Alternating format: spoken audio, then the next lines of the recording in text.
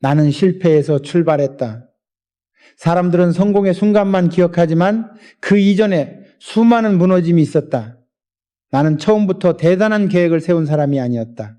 그저 오늘을 버티자는 생각으로 하루하루를 살았다. 그러나 인생은 이상하게도 실패를 두려워하지 않는 사람에게 기회를 준다. 실패를 피하려는 사람은 평생 준비만 하다가 끝나지만 나는 실패를 두 팔 벌려 맞았다. 왜냐하면 실패는 나를 부수기 위해 오는 게 아니라 나를 새로 만들기 위해 오는 손님이기 때문이다. 내 첫 사업은 아주 작았다. 서울 종로의 한 구석에서 시작한 쌀가게였다. 젊은 시절 나는 그 가게를 운영하며 모든 희망을 걸었다. 하지만 오래가지 못했다. 장마가 이어지고 쌀값이 폭락하면서 빚이 쌓였다. 결국 나는 손해를 감당하지 못하고 문을 닫았다. 가게를 정리하던 날 나는 가게 앞에 서서 하늘을 올려다봤다. 머릿속에 떠오른 한 문장. 이 실패가 내 인생의 끝인가 아니면 시작인가? 나는 스스로에게 대답했다. 끝이라 생각하면 끝이고 시작이라 생각하면 시작이다. 그렇게 나는 다시 걸음을 옮겼다. 그때 나는 깨달았다. 실패는 결과가 아니라 과정이다. 누구나 넘어지지만 다시 일어나지 않으면 그게 진짜 실패다. 나는 넘어졌지만 그 자리에 머물지 않았다. 사람들은 실패를 감추려 한다. 그러나 나는 숨기지 않았다. 실패는 내 교사였다. 나는 그로부터 배웠다. 돈보다 더 중요한 건 신뢰, 그리고 끈기다. 실패는 나를 가르쳤다. 그리고 그때부터 나는 실패를 피하지 않는 행동을 삶의 첫 번째 원칙으로 삼았다. 내가 건설업에 뛰어들었을 때도 사람들은 말했다. 건설은 돈이 있어야 합니다. 기술도 인맥도 장비도 필요합니다. 나는 대답했다. 나는 돈도 인맥도 장비도 없지만 해보는 용기는 있습니다. 그들은 나를 미쳤다고 했다. 하지만 나는 알았다. 세상은 미친 사람에 의해 바뀐다. 처음 맡은 공사는 작았지만 나는 밤낮으로 현장을 뛰었다. 비가 오면 비 속에서, 눈이 내리면 눈 속에서 일했다. 그러다 벽이 무너지고 철근이 잘못 들어가며 손해를 봤다. 직원들은 말했다. 회장님, 이건 실패입니다. 나는 조용히 웃었다. 좋다. 그럼 이번엔 실패한 이유를 알아보자. 그때부터 나의 습관이 생겼다. 실패가 올 때마다 나는 원인을 찾았다. 남 탓을 하지 않았다. 환경을 탓하지 않았다. 언제나 내 안을 들여다봤다. 무엇이 부족했는가? 무엇을 놓쳤는가? 실패를 분석하면 두려움이 사라진다. 두려움은 모르는 데서 오기 때문이다. 실패를 직시하면 두려움은 사라지고 확신이 생긴다. 그리고 그 확신이 다시 행동을 만든다. 1960년대 초 나는 정부로부터 큰 도로 공사를 맡았다. 하지만 공사가 중단되었다. 비가 너무 많이 내려 토사가 쓸려갔다. 모두가 포기하자고 했다. 나는 말했다. 그럼 다시 시작하면 된다. 직원들이 절망적인 표정으로 말했다. 회장님, 이미 너무 많은 손해를 봤습니다. 나는 대답했다. 손해는 회복할 수 있다. 하지만 포기는 회복되지 않는다. 그날 우리는 새벽부터 다시 땅을 팠다. 흙탕물에 젖은 손으로 우리는 다시 길을 만들었다. 결국 공사는 완성됐다. 정부 관계자는 내게 물었다. 어떻게 포기하지 않으셨습니까? 나는 대답했다. 포기할 줄 모르는 게 내 기술입니다. 실패를 피하지 않는다는 건 단순히 버티는 게 아니다. 그것은 믿음이다. 언젠가는 이 실패가 나를 더 높은 곳으로 이끌 거라는 믿음. 그 믿음이 없으면 사람은 쉽게 주저앉는다. 나는 매번 무너질 때마다 이렇게 생각했다. 이 실패는 나를 단련시키는 연습이다. 인생은 시험이 아니라 훈련이다. 훈련은 아프지만 결국 나를 강하게 만든다. 나는 직원들에게 자주 말했다. 실패를 두려워하지 마라. 실패는 네가 도전했다는 증거다. 도전하지 않는 사람만이 실패하지 않는다. 성공의 반대는 실패가 아니다. 성공의 반대는 시도하지 않음이다. 시도하지 않는 사람은 절대 배울 수 없다. 나는 그렇게 믿었다. 실패는 나를 가르치고 나를 단단하게 만들었다. 사람들은 결과만을 본다. 그러나 나는 과정을 봤다. 과정 속에 실패가 쌓여 결국 나를 이 자리로 데려왔다. 실패는 나를 무너뜨리지 않았다. 오히려 나를 만들어냈다. 여러분, 실패를 피하지 마십시오. 실패는 적이 아닙니다. 당신이 아직 살아있고 아직 움직이고 있다는 증거입니다. 실패는 두려움의 이름을 한 기회입니다. 그 기회를 잡는 사람만이 세상을 바꿉니다. 나는 지금도 말한다. 실패는 두려워할 게 아니라 감사할 일이다. 실패가 내게 모든 걸 가르쳤고 그 모든 실패가 나를 제국으로 이끌었다. 그리고 나는 알았다. 실패를 피하지 않는 사람만이 진짜 인생을 산다.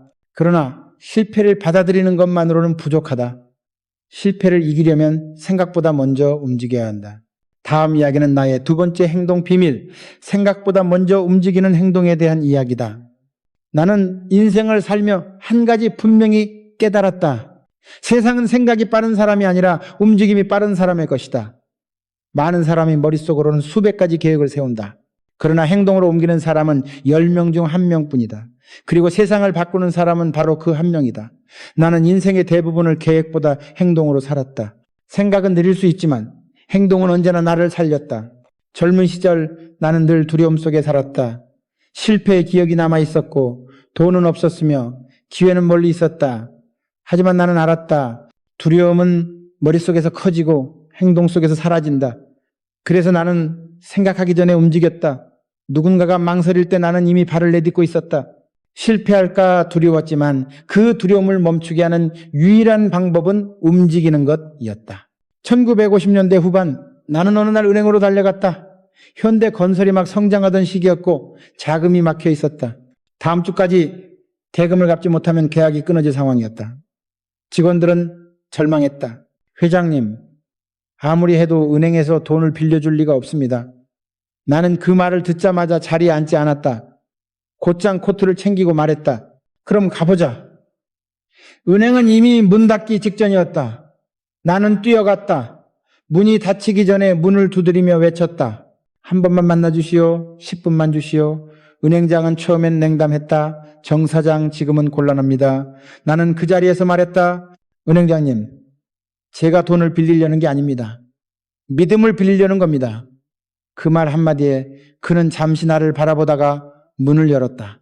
그리고 우리는 대화를 나눴고 결국 그는 내게 기회를 줬다. 나는 그때 배웠다. 생각보다 먼저 움직이는 자만이 기회를 잡는다. 세상은 준비된 사람을 기다려주지 않는다. 사람들은 늘 이렇게 말한다. 조금 더 생각해보자. 하지만 그 조금 더가 평생을 늦춘다. 완벽한 때를 기다리다. 그때는 이미 늦는다. 나는 인생에서 완벽한 순간을 본 적이 없다. 모든 순간은 불완전했다. 그러나 나는 그 불완전함 속에서 움직였다. 그리고 움직일 때마다 길이 생겼다. 행동은 완벽보다 강하다. 완벽은 멈추게 하지만 행동은 나아가게 한다. 1970년대 초 울산 조선소를 세울 때였다. 사람들은 모두 반대했다. 회장님, 아직 준비가 안 됐습니다. 자금도 부족하고 기술도 없습니다. 나는 그들의 말을 다 들은 뒤 말했다. 좋다. 준비가 안 됐으니 바로 시작하자. 직원들이 어리둥절한 표정으로 물었다. 왜 하필 지금입니까? 나는 단호하게 말했다. 세상은 준비된 사람을 기다려주지 않는다. 지금 하지 않으면 평생 못한다. 그 한마디가 모든 걸 바꿨다. 그 순간부터 사람들은 움직였다. 불가능이라던 공사가 시작되었고 결국 그것은 현대를 세계로 올려놓은 조선소가 되었다. 나는 늘 몸이 먼저 나섰다. 머리로 계산하면 불안이 커지고 발로 움직이면 불안이 사라진다. 나는 두려움을 이성으로 이기지 않았다. 행동으로 이겼다. 그리고 나는 알고 있었다. 생각이 행동을 만드는 게 아니라 행동이 생각을 완성한다. 나는 계획보다 현장을, 논리보다 실천을 믿었다. 한 번은 어떤 젊은 직원이 내게 말했다. 회장님, 저는 아직 준비가 안 된 것 같습니다. 나는 웃으며 말했다. 준비는 하면서 하는 거야. 완벽히 준비된 사람은 이미 늦은 사람이다. 그에게 맡긴 프로젝트는 초반에 삐걱거렸지만 결국 성공했다. 그리고 그는 나중에 내게 말했다. 회장님, 그때 저를 밀어붙여주지 않았다면 평생 준비만 하다 끝났을 겁니다. 나는 그 말을 듣고 미소 지었다. 그렇다. 인생은 생각보다 빠르다. 준비가 끝나길 기다리는 사람은 결코 시작하지 못한다. 나는 평생을 뛰어다녔다. 서울과 울산, 해외 현장을 오가며 하루에 몇 번씩 비행기를 탔다. 몸이 피곤했지만 멈출 수 없었다. 왜냐하면 내가 멈추면 회사가 멈췄기 때문이다. 나는 직원들에게 늘 말했다. 머리로 회의하는 시간보다 발로 움직이는 시간이 더 중요하다. 어떤 날은 새벽 3시에 회의가 끝났고 4시에 현장으로 나갔다. 사람들은 물었다. 회장님, 언제 쉬십니까? 나는 대답했다. 움직이는 게 내 쉼이야. 생각보다 먼저 움직인다는 건 단순히 성급함이 아니다. 그것은 결단의 용기다. 나는 인생의 많은 순간을 결단으로 바꿨다. 그리고 그 결단들은 대부분 준비되지 않은 순간에 나왔다. 인생은 미리 짜인 각본이 아니다. 그때그때 결심하고 그 결심을 행동으로 옮기는 것이 곧 인생이다. 여러분, 생각이 너무 많으면 인생이 멈춥니다. 두려움은 생각의 그림자입니다. 그 그림자를 지우는 방법은 단 하나, 움직이는 것입니다. 완벽한 계획보다 중요한 건 첫 걸음입니다. 첫 걸음이 없으면 아무것도 바뀌지 않습니다. 내가 오늘 여기까지 온 이유는 단 한 가지입니다. 머뭇거리지 않았기 때문입니다. 나는 실패를 피하지 않았고 생각보다 먼저 움직였다. 그 두 가지가 내 인생을 바꿨다. 그러나 움직임에도 또 하나의 조건이 있었다. 바로 책임을 지는 행동이다.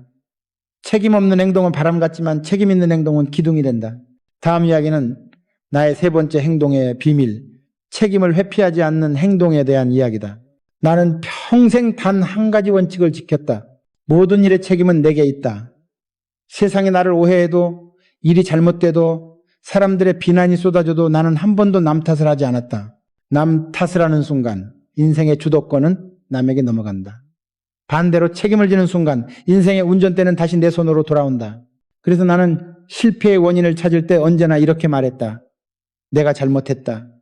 이 한마디가 회사를 살렸고 사람을 움직였고 결국 나 자신을 단단하게 만들었다. 1950년대 초 나는 작은 공사를 맡았다. 하지만 갑작스러운 폭우로 현장이 무너졌다. 자재는 손상되고 공사는 지연됐다. 거래처는 손해배상을 요구했다. 직원들은 분노했다. 회장님, 이건 우리 탓이 아닙니다. 날씨가 문제였지 않습니까? 나는 조용히 대답했다. 날씨를 탓하면 다음번에도 비가 내릴 때 또 망한다. 우리가 대비하지 못한 게 문제다. 그 한마디에 현장은 침묵했다. 나는 그때부터 알았다. 진짜 리더는 변명하지 않는다. 변명은 사람을 약하게 만들고 책임은 사람을 강하게 만든다. 책임을 진다는 건 쉽지 않다. 무겁다. 때로는 억울하다. 하지만 나는 그 무게를 기꺼이 짊어졌다. 왜냐하면 그 무게가 나를 키웠기 때문이다. 실패의 순간 대부분의 사람은 도망친다. 그러나 나는 정면으로 마주했다. 사람들은 내게 회장님, 왜 모든 걸 혼자 짊어지십니까? 라고 물었다. 나는 늘 이렇게 말했다. 리더의 자리는 편안한 의자가 아니라 무거운 돌덩이다. 그 돌을 내려놓는 순간 조직은 무너진다. 나는 인생의 많은 순간에서 책임을 피할 수 있었다. 그러나 피하지 않았다. 1960년대 초 한 대형 공사 현장에서 사고가 났다. 수십 명의 인부가 다쳤고 회사는 거센 비난을 받았다. 언론은 현대의 관리 부실이라 외쳤다. 그때 많은 이들이 내게 조언했다. 회장님, 하청업체 책임으로 돌리십시오. 회장님이 나서면 손해입니다. 나는 고개를 저었다. 아니요, 내가 책임진다. 기자회견장에선 나는 단호히 말했다. 이 사고는 내 책임입니다. 모든 비용은 현대가 감당하겠습니다. 그 순간 회사는 휘청했지만 사람들의 신뢰는 단단해졌다. 며칠 뒤 한발주처 담당자가 나를 찾아와 말했다. 정 회장, 당신은 책임을 피하지 않는 사람입니다. 그래서 우리는 다시 현대와 일하겠습니다. 그때 나는 깨달았다. 책임은 비용이 아니라 신뢰를 사는 투자였다. 책임을 피하지 않는다는 건 단지 도덕이 아니다. 그것은 성장의 전략이다. 책임을 지는 사람만이 배운다. 변명하는 사람은 머물고 책임지는 사람은 나아간다. 나는 실패할 때마다 그 이유를 분석했다. 그리고 반드시 내 몫의 책임을 찾았다. 그게 습관이 되었다. 한 번은 회의 중 한 임원이 말했다. 회장님, 이번 일은 저희 잘못이 아닙니다. 상황이 너무 안 좋았습니다. 나는 조용히 물었다. 그럼 그 상황을 바꾸려는 노력은 했는가? 그는 대답하지 못했다. 나는 말했다. 책임은 결과가 아니라 태도의 문제야. 네가 결과를 통제하지 못해도 태도는 언제나 통제할 수 있다. 나는 경영을 하며 사람을 평가할 때도 책임지는 태도를 가장 먼저 봤다. 능력보다 책임이 먼저였다. 능력 있는 사람은 회사를 키울 수 있지만 책임지는 사람은 회사를 지킬 수 있다. 그리고 회사를 지키는 힘이야말로 진짜 리더의 자질이다. 사람들은 종종 나에게 말했다. 회장님은 왜 그렇게 모든 일을 직접 챙기십니까? 나는 대답했다. 책임은 위임할 수 없다. 책임만큼은 끝까지 내 몫이다. 어느 날 한 현장에 사고가 났다는 보고를 받았다. 그때 나는 해외에 있었다. 그러나 나는 즉시 귀국했다. 새벽 비행기를 타고 현장에 도착하자 직원들이 놀랐다. 나는 진흙 속을 걸으며 그들에게 말했다. 책임은 보고로 끝나는 게 아니다. 현장에서 느껴야 진짜 책임이다. 나는 책임을 피하지 않는 리더는 두려움이 없다고 믿는다. 왜냐하면 두려움의 뿌리는 변명이기 때문이다. 변명은 자신을 속이게 만들고 스스로의 신뢰를 깎는다. 반대로 책임을 지는 사람은 언제나 당당하다. 그는 두려움이 없다. 세상이 그를 욕해도 그는 자신에게 떳떳하다. 그것이 진짜 강한 사람이다. 책임을 지면 손해를 볼 수도 있다. 하지만 나는 알았다. 단기 손해는 금방 사라지지만 책임은 평생 남는다. 사람들은 그런 사람을 기억한다. 나는 직원들에게 자주 말했다. 책임을 지는 사람은 결국 신뢰를 얻고 신뢰는 돈보다 강하다. 나는 내 인생의 모든 실패를 통해 배웠다. 책임을 지면 실패도 자산이 된다. 책임을 회피하면 성공도 모래 위에 쌓인다. 그래서 나는 실패할 때마다 더 큰 용기를 냈다. 좋다. 이번 일도 내 책임이다. 다음엔 더 잘하겠다. 그 태도가 나를 오늘의 자리로 이끌었다. 여러분, 책임을 피하지 마십시오. 책임을 피하는 건 실패보다 더 큰 실패입니다. 남을 탓하는 동안 당신은 성장하지 못합니다.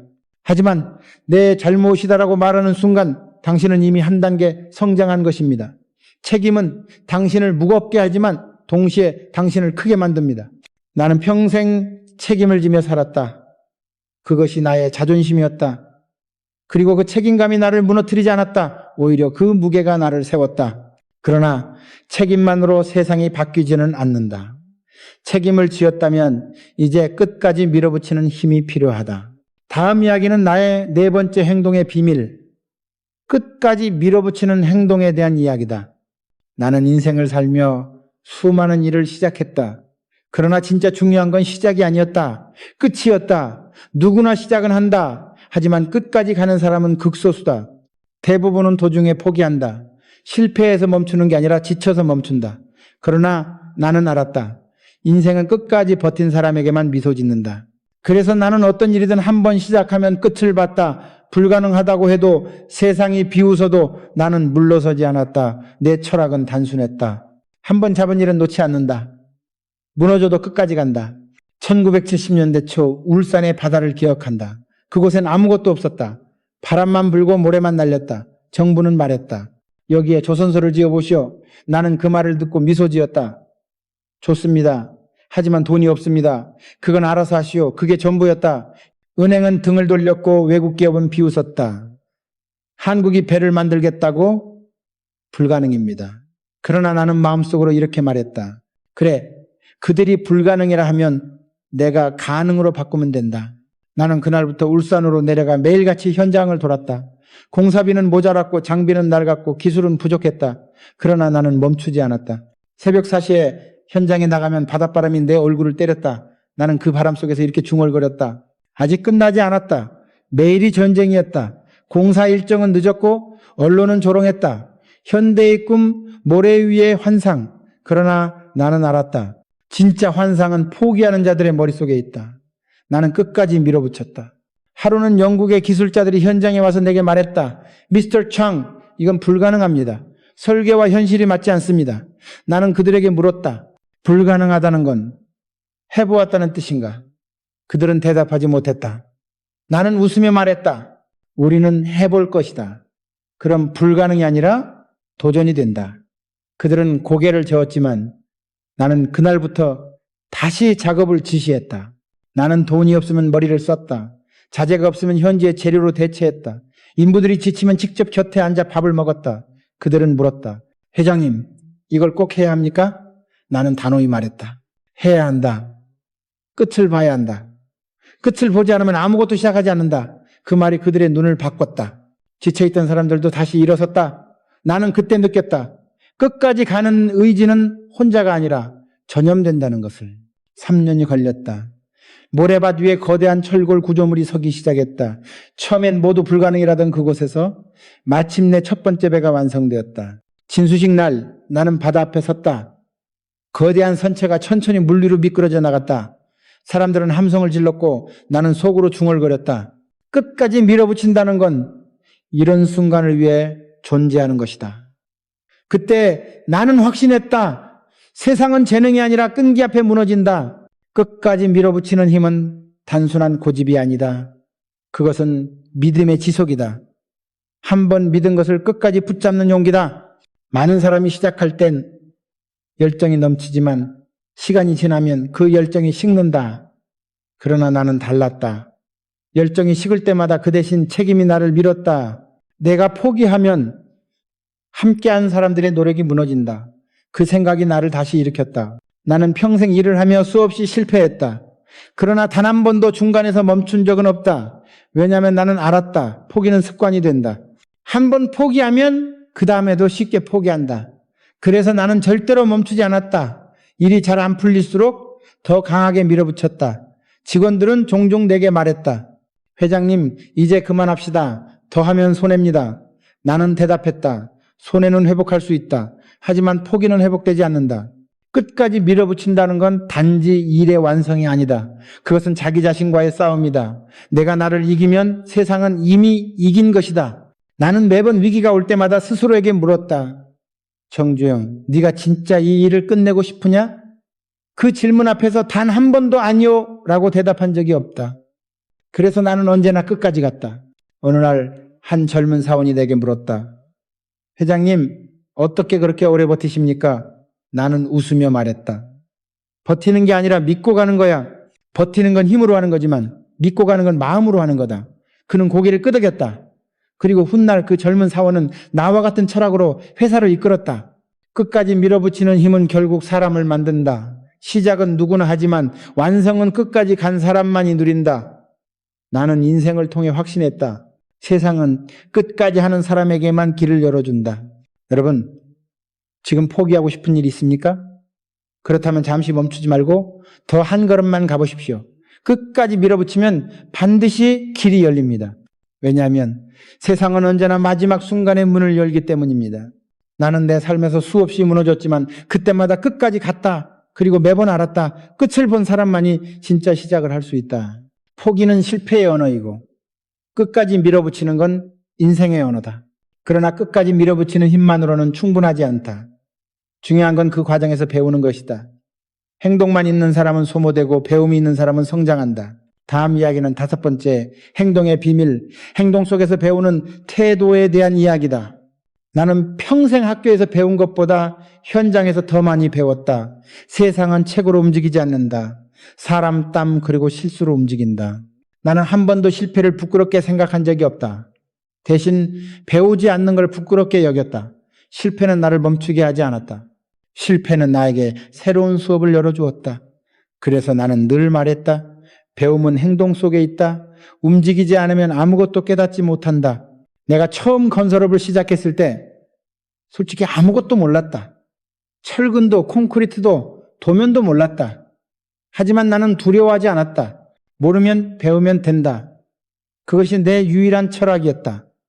하루는 현장에서 일본 기술자가 내게 말했다. 정 사장, 이렇게 하면 구조가 약해집니다.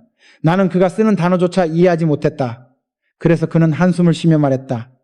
이래서 한국은 아직 멀었어. 나는 아무 말도 하지 않았다. 대신 그날 밤 공사장에 남아 손전등을 들고 도면을 다시 펼쳤다. 한 줄 한 줄 단어 하나하나를 이해하기 위해 사전을 들춰봤다. 새벽이 되자 머리가 아팠지만 한 가지는 분명히 느꼈다. 오늘 나는 어제 나보다 성장했다. 이게 바로 내가 배운 법이다. 행동으로 배우는 것. 사람들은 배움과 행동을 따로 본다. 하지만 나는 달랐다. 행동은 배움의 연장이다. 머리로 배우면 잊어버리지만 몸으로 배우면 절대 잊지 않는다. 나는 그걸 수없이 경험했다. 도면을 100번 보는 것보다 한 번 직접 삽을 들어보는 게 더 큰 공부였다. 1960년대 말 어느 현장에서 큰 실수가 있었다. 콘크리트가 잘못 타설되어 전부 다시 해야 했다. 공사비 손해는 막대했다. 담당자는 내 앞에서 떨었다. 회장님, 제 잘못입니다. 다시 하겠습니다. 나는 그를 꾸짖지 않았다. 대신 이렇게 말했다. 좋다. 대신 이번엔 왜 이런 일이 생겼는지 끝까지 배워라. 실수는 용서된다. 하지만 같은 실수를 반복하면 그건 배움이 없는 거다. 그는 그 말을 듣고 며칠을 잠도 못 자며 분석했다. 그리고 이후 그는 회사 최고의 현장 소장이 되었다. 배움은 책상 위에서 오는 게 아니다. 현장에서 온다. 손이 더럽혀지고 옷이 젖고 마음이 흔들릴 때 진짜 배움이 시작된다. 나는 회장이라는 자리에 앉아 있을 때도 늘 현장에 있었다. 회장님, 굳이 나오실 필요 없습니다. 직원들이 말하면 나는 늘 대답했다. 내가 배우러 왔다. 세상은 늘 변한다. 어제의 방법으로 내일을 이길 수 없다. 그래서 나는 평생 배우는 자세를 버리지 않았다. 어느 날 한 엔지니어가 내게 물었다. 회장님, 연세가 많으신데 아직도 공부하십니까? 나는 웃으며 말했다. 사람이 늙는 이유는 나이가 아니라 배움을 멈추기 때문이다. 나는 새로운 것을 배우면 언제나 기분이 좋았다. 지식이 아니라 통찰을 얻는 순간이 즐거웠다. 그건 마치 새로운 길을 발견한 것과 같았다. 나는 한 번도 나는 다 안다고 생각한 적이 없다. 알면 알수록 모르는 게 많다는 걸 깨달았다. 그 겸손이 나를 성장시켰다. 겸손한 사람만이 배운다. 교만한 사람은 머물러 있다. 나는 늘 직원들에게 말했다. 지금의 성공은 어제의 배움 덕분이지만 내일의 성공은 오늘의 배움에 달려있다. 행동 속의 배움은 또한 창의력을 만든다.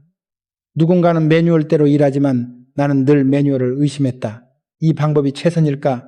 그 의심이 새로운 길을 열었다. 현대가 세계적인 기업이 된 것도 바로 그 배우는 태도 덕분이었다. 남이 가르쳐 주길 기다리지 않고 스스로 부딪혀 배운 것이다. 나는 실패 속에서 배우고 위기 속에서 깨달았다. 한 번은 중동 사막에서의 일이었다. 섭씨 50도가 넘는 날씨에 중장비가 멈췄다. 외국 기술자들이 말했다. 이런 환경에서는 불가능합니다. 나는 고개를 저었다. 배우면 가능해진다. 우리는 엔진을 분해하고 냉각장치를 새로 설계했다. 아무도 해보지 않은 방식이었다. 그러나 우리는 성공했다. 그날 나는 직원들에게 말했다. 남이 포기한 곳에서 배우면 거기가 기회다. 배움은 단지 기술이 아니다. 태도다. 매 순간, 매 위기에서 무엇을 배우는가가 인생을 결정한다. 나는 실패할 때마다 왜를 물었다. 왜 이런 결과가 나왔는가? 그 질문이 내 인생을 바꿨다. 대부분의 사람은 실패를 후회로 마무리하지만 나는 실패를 공부로 마무리했다. 그래서 내 인생에는 헛된 실패가 없었다. 나는 지금도 후배들에게 말한다. 배움은 끝이 없다. 세상이 변하는 속도보다 더 빨리 배우지 않으면 언젠가 뒤처진다. 배움이 멈추면 생각이 굳고 생각이 굳으면 행동이 멈춘다. 결국 배움은 생명과 같다. 배우는 자만이 살아남는다. 여러분 기억하십시오. 행동 없는 배움은 공허하고 배움 없는 행동은 위험합니다. 행동하면서 배우고 배우면서 다시 행동하십시오. 그것이 인생의 유일한 진보입니다. 나는 평생 배웠다. 현장에서, 사람들에게서, 실패 속에서. 그리고 그 배움들이 나를 성장시켰다. 그것이 나의 5번째 행동의 비밀이었다. 하지만 배움에도 목적이 있었다. 배운 것을 사람과 함께 나눌 때 비로소 그것이 진짜 힘이 된다. 다음 이야기는 나의 6번째 행동의 비밀, 사람을 믿고 키우는 행동에 대한 이야기다. 번호음. 나는 내 인생을 돌이켜보면 사람을 통해 이룬 것이 전부였다. 돈도 기술도 건물도 결국 사라지지만 사람만이 남는다. 나는 늘 이렇게 말했다. 기계는 고장나면 바꿀 수 있지만 사람은 단 한 명뿐이다. 나는 사람을 믿었다. 그리고 그 믿음이 현대를 세웠다. 세상은 혼자서 이룰 수 없다. 아무리 뛰어난 사람도 혼자서는 산을 넘길 수 없다. 그러나 사람을 믿는 사람들이 모이면 바다도 건널 수 있다. 나는 그걸 평생 믿었다. 1950년대 후반 나는 공사 현장에서 젊은 인부 하나를 봤다. 그는 배운 것도 기술도 없었다. 하지만 눈빛이 달랐다. 어느 날 그가 늦게까지 혼자 삽질을 하고 있었다. 내가 다가가 물었다. 왜 혼자 남아있나? 그는 말했다. 회장님, 낮에는 일만 했지만 밤에는 배워야 합니다. 나는 그 말 한마디에 감동했다. 그날 이후 나는 그에게 기회를 줬다. 그리고 몇 년 뒤 그런 현장을 이끄는 책임자가 되었다. 나는 깨달았다. 사람은 믿어줄 때 성장한다. 나는 회사를 키울 때 언제나 사람부터 봤다. 건물을 세우기 전에 사람을 세워야 한다. 사람 없는 조직은 껍데기일 뿐이다. 그래서 나는 직원 하나하나의 이름을 기억하려 했었다. 회의 때는 숫자 대신 얼굴을 봤다. 이번 프로젝트는 누구의 손에서 만들어졌는가? 나는 늘 물었다. 왜냐하면 숫자는 성과를 말하지만 사람은 미래를 말하기 때문이다. 한 번은 한 직원이 큰 실수를 했다. 해외 거래처에 잘못된 서류를 보냈고 그로 인해 수백만 달러의 손실이 날 뻔했다. 주변 사람들은 그를 해고해야 한다고 했다. 그러나 나는 그를 불러 조용히 물었다. 이유가 뭔가? 그는 떨리는 목소리로 말했다. 저는 책임을 다하려 했지만 경험이 부족했습니다. 나는 고개를 끄덕였다. 좋다. 그럼 경험을 쌓게 해주자. 나는 그를 다른 프로젝트에 배치했다. 3년 후 그는 회사의 핵심 인재가 되어 돌아왔다. 사람은 꾸짖음으로 자라지 않는다. 믿음으로 자란다. 사람을 믿는다는 건 단순히 일을 맡기는 게 아니다. 그들의 가능성을 먼저 보는 것이다. 대부분의 사람은 결과를 보고 평가하지만 나는 의지를 봤다. 의지가 있는 사람은 언젠가 반드시 이긴다. 나는 그걸 내 눈으로 수없이 봤다.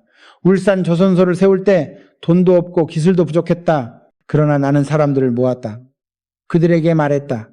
나는 여러분을 믿는다. 우리는 반드시 해낼 것이다. 그 말이 그들의 심장을 움직였다. 믿음은 책임을 부른다. 내가 사람을 믿었기에 그들도 나를 위해 끝까지 싸웠다. 어느 날 폭우로 현장이 무너졌을 때였다. 나는 새벽에 울산으로 내려갔다. 도착하니 인부들이 진흙 속에서 철근을 일으키고 있었다. 그들은 내게 말했다. 회장님, 우리 다시 세우겠습니다. 회장님이 우리를 믿었으니까요. 나는 그 순간 울컥했다. 사람을 믿는다는 건 결국 사람으로부터 믿음을 돌려받는 일이다. 나는 직원들에게 자주 말했다. 회사가 크는 건 건물이 커서가 아니다. 마음이 커서다. 마음이 닫힌 조직은 절대 성장하지 않는다. 나는 직원들의 실수를 두려워하지 않았다. 대신 그들이 도전하지 않는 것을 두려워했다. 그래서 언제나 말했다. 실패해도 좋다. 하지만 도전하지 않으면 그건 죄다. 그런 환경 속에서 현대는 자랐다. 사람들은 스스로 책임을 지고 스스로 배우고 스스로 성장했다.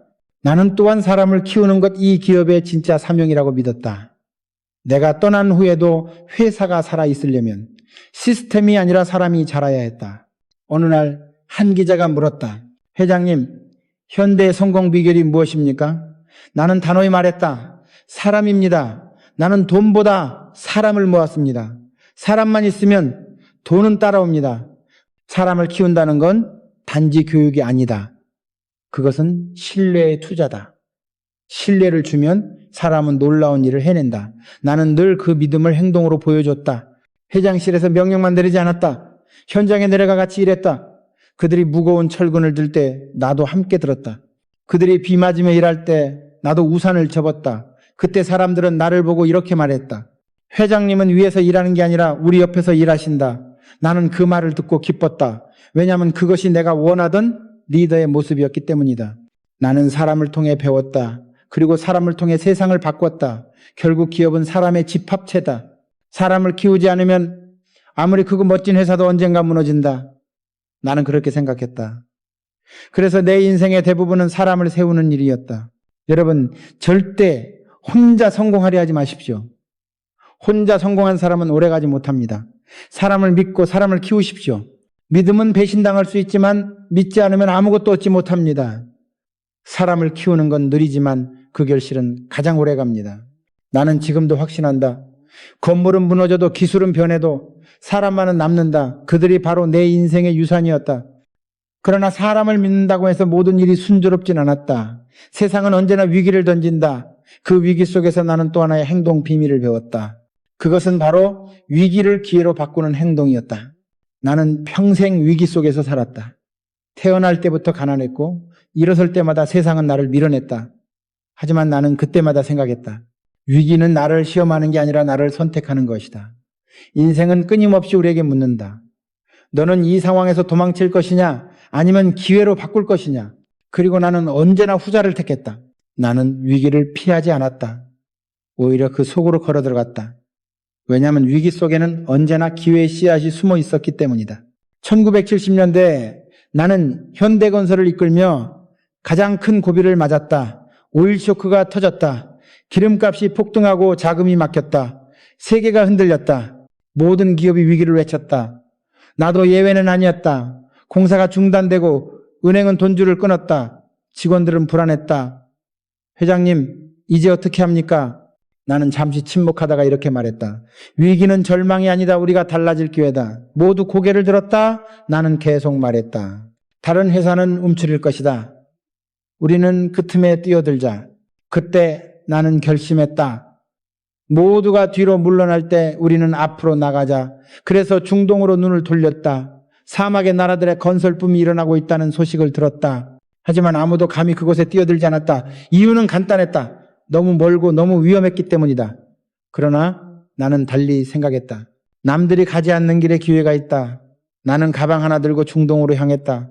뜨거운 바람이 얼굴을 때리고 모래바람이 눈을 찔렀다. 그러나 내 마음은 불타올랐다. 그곳에서 나는 왕족과 만나 계약을 따내기 위해 밤낮으로 설득했다. 한 번은 쿠웨이트의 한 고위 관계자가 말했다. 정 회장, 당신들은 아직 경험이 없습니다.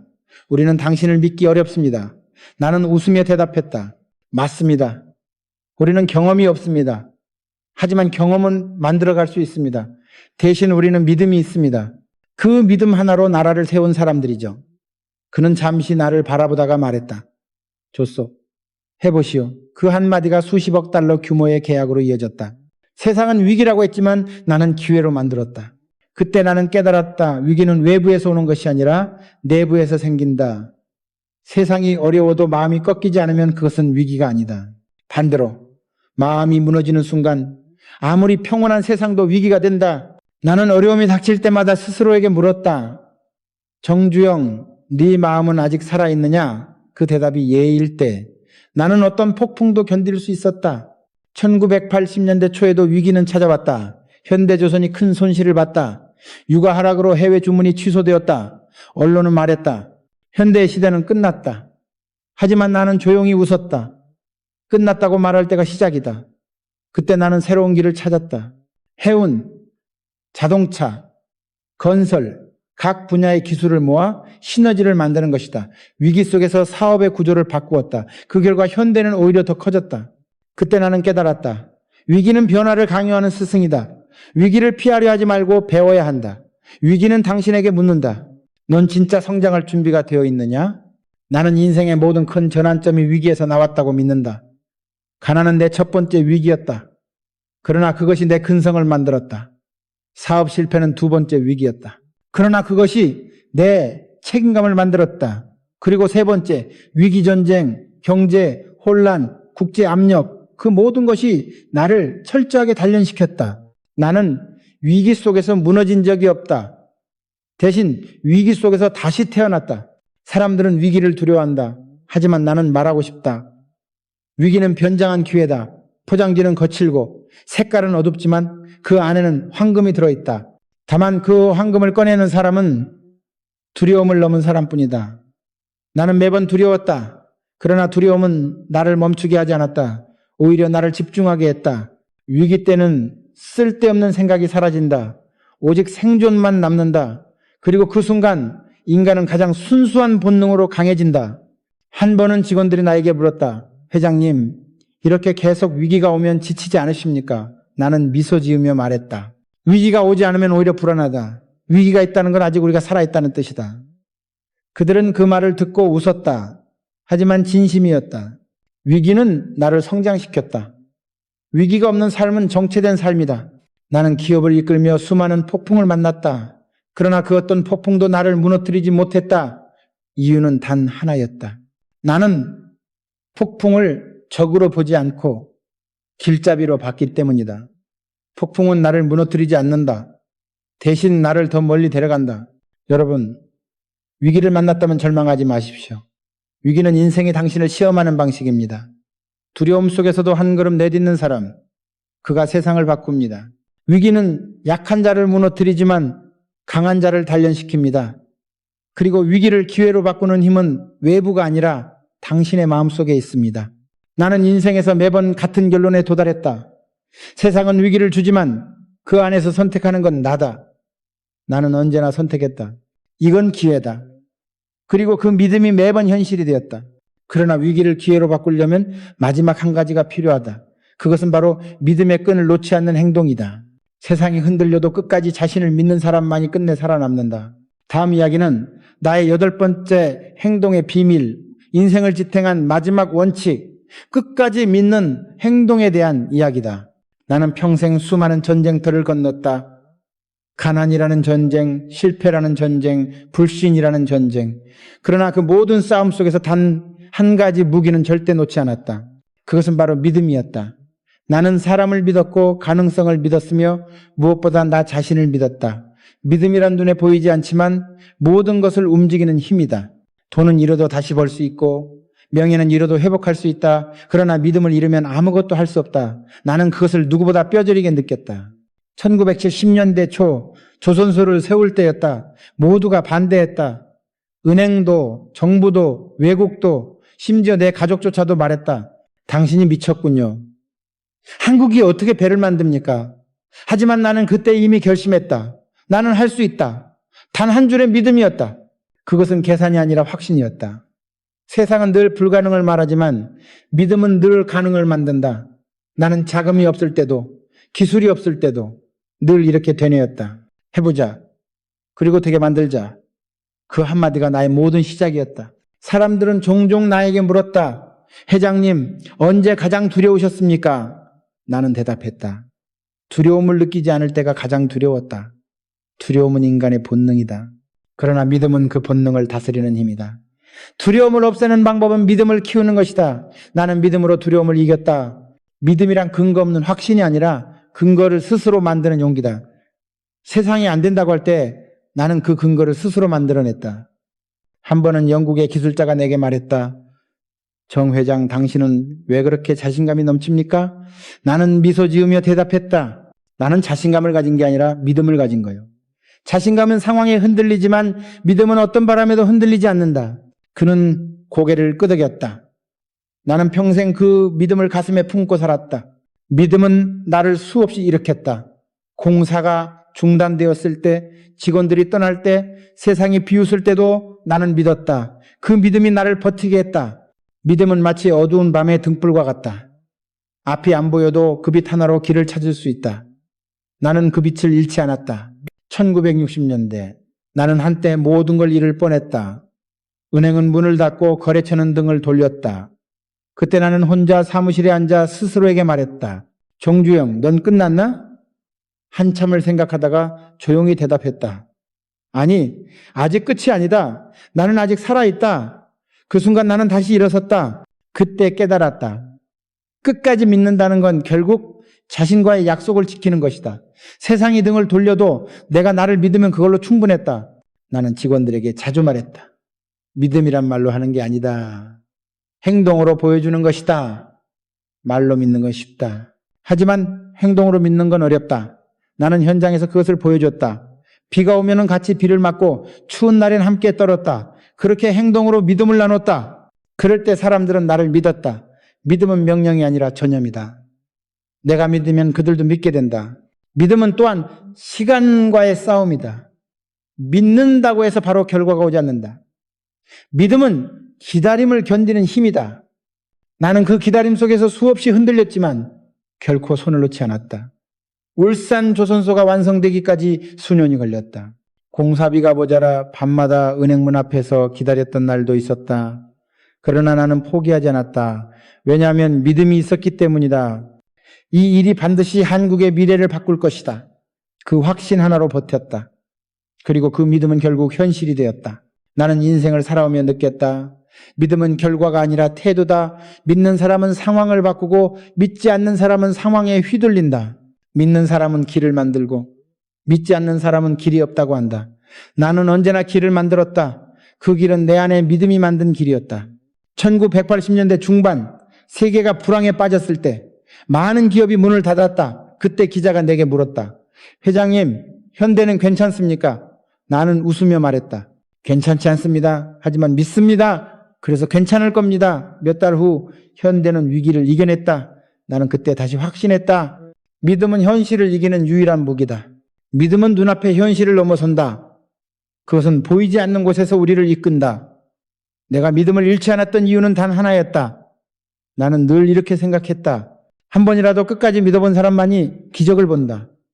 세상은 기적을 믿는 사람에게만 기적을 보여준다. 믿지 않는 사람은 기적이 일어나도 알아보지 못한다. 여러분, 인생이 아무리 힘들어도 믿음을 놓지 마십시오. 믿음이란 결과를 보장하는 게 아니라 당신이 끝까지 버티게 하는 힘입니다. 믿음이 있을 때 절망도 버틸 수 있고 실패도 다시 일어설 수 있습니다. 세상이 당신을 의심해도 스스로를 믿으십시오. 그 믿음 하나가 당신의 인생을 바꿀 것입니다. 나는 평생 믿음으로 살았다. 믿음은 나의 시작이자 끝이었다.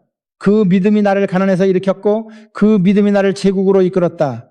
인생의 모든 길은 믿음에서 출발하고 믿음에서 완성된다. 이제 나는 말하고 싶다. 여러분 끝까지 믿으십시오. 사람을 믿고 자신을 믿고 세상을 믿으십시오.